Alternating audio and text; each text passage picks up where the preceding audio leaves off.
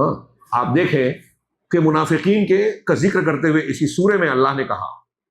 کہ جب ان کی ان کارستانیوں پر ان کا مواخذہ کیا جاتا ہے، سوال کیا جاتا ہے، تو کہتے کیا ہے؟ ان اردنا الا احسانا و توفیقا، ہمارا مقصد تو بس بھلائی ہے، احسان ہے، وہ توفیقا، اور دونوں کو ملانا ہے۔ علامہ ابن ابی العز کی ایک کتاب میں پڑھاتا تھا، شرح العقیدۃ الطحاویہ، اس میں انہوں نے اس آیت کو بڑا اچھا بیان کیا کہ ہر زمانے کے منافقین اور گمراہ بدعتیوں کا یہی طریقہ ہے کہ قرآن حدیث سے ہٹ کے دوسری چیز جب مانتے ہیں تو کیا بولتے ہیں کہ ہم قرآن حدیث کے ساتھ اس کو ملا کے چلنا چاہتے ہیں۔ تو انہوں نے اس کی مثال دی کہ اگر آپ صوفیوں کو دیکھیں، اصحاب ذوق، طریقت و سلوک کا جو دعویٰ کرتے ہیں، تو ان سے جب بات کریں گے کہ آپ قرآن حدیث کا کہتے ہیں کہ ہم جو حال ہے اس کو قرآن حدیث سے ملا کے چلنا چاہتے ہیں۔ عقلانیین کو دیکھیں گے جو عقل کو بنیاد بناتے ہیں، جہمیہ، معتزلہ، قدریہ، اشاعرہ، جو آج ہمارے یہاں بہت سے ہیں منکرین حدیث، تو کیا بولتے ہیں کہ ہم قرآن اور عقل کے تقاضوں کو ملا کے چلنا چاہتے ہیں۔ آج کے جو منکرین حدیث کچھ ہیں، جاوید احمد غامدی پاکستان کا یا کوئی اور ہو جو دوسرے ہیں، یہ بولتے ہیں کہ آج جو جدید تحقیقات اور ٹیکنالوجی کا زمانہ ہے، سائنس کی تحقیقات ہے، تو سائنسی تحقیقات اور قرآن حدیث کو ہم ملا کے چلنا چاہتے ہیں۔ سیاست میں جو ہے لیڈر ہی کرتا ہے، کہا اگر قرآن حدیث پہ عمل کریں گے تو سیاست نہیں کر پائیں گے، اس لیے آج کی سیاست کے جو اصول ہیں اس کو اور قرآن حدیث کو ملا کے چلنا چاہتے ہیں، ہماری نیت اچھی ہے۔ یہ منافقین کا عمل ہے، قرآن نے بتایا ان اردنا الا احسانا و توفیقا۔ اب سوال یہ ہے، ان سے پوچھے جو یہ کہہ رہے ہیں کہ کیا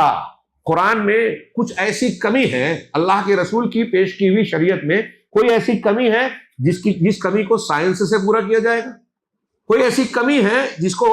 یونانی یا ارسطو یا امریکہ اور یورپ کے عقل پرستوں کی تحقیقات سے پورا کیا جائے گا؟ یہاں کمی ہے، ان سے آپ پورا کرو گے؟ سیاستدان جو ہیں، لیڈران ہیں، ہاں،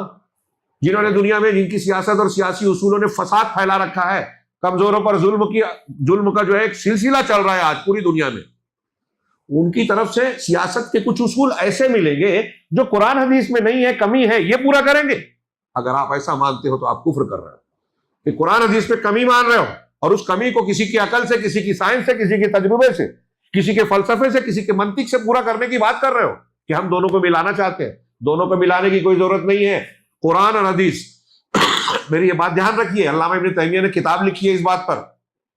قرآن اور حدیث عقل سے ٹکراتے نہیں ہیں، عقل میں کمی ہوتی ہے تو لگتا ہے عقل سے ٹکرا رہے ہیں، اور قرآن حدیث کی دلیلوں اور قرآن حدیث کی باتوں پر آپ غور کریں گے تو اس میں عقلیت بھرپور نظر آئے گی، اور ایسی عقل نظر آئے گی جس کی بنیاد، جس کے ہوتے ہوئے فلسفہ اور منطق کی عقلیات کی ضرورت نہیں پڑے گی۔ تو جو بھی آج گناہ کرتا ہے، غلط کرتا ہے، بدعت کرتا ہے، وہ کہتا ہے کہ ہماری نیت اچھی ہے۔ اچھی نیت سے بدعت نیکی نہیں بنتی۔ حضرت عبداللہ ابن مسعود نے ان لوگوں کو مسجد سے نکال دیا تھا جو سبحان اللہ الحمدللہ اکٹھے ہو کر پڑھ رہے تھے، تو بتائیے کہ کیا عبداللہ ابن مسعود کو اعتراض تھا سبحان اللہ الحمدللہ سے کہ وہ غلط ہے؟ سبحان اللہ الحمدللہ غلط نہیں ہے، طریقہ جو کر رہے تھے، اختیار کیا تھا، وہ غلط تھا، بدعت تھا۔ حضرت عبداللہ ابن مسعود کی کلمات سنیے، کیا کہا کہ ابھی اللہ کے رسول صلی اللہ علیہ وسلم کے کپڑے، سامان موجود ہے، آپ کے صحابہ زندہ ہیں، تو کیا تم صحابہ کرام سے زیادہ فضیلت والے ہو گئے؟ جو صحابہ دین نہیں جانتے تم وہ کر رہے ہو، اس سے اچھا تھا کہ اپنی برائیوں کو شمار کرتے، مسجد سے اسی وقت نکل جاؤ۔ نکال دیا مسجد سے۔ اب آج کل ہمارا بدعتی بولے نہیں کسی کی غلط وہ جو کر رہے ہیں کرنے دو۔ عبداللہ ابن مسعود نے یہ کیا، بدعت کو برداشت نہیں کیا۔ اب یہ سامنے رکھیے، انا اوحینا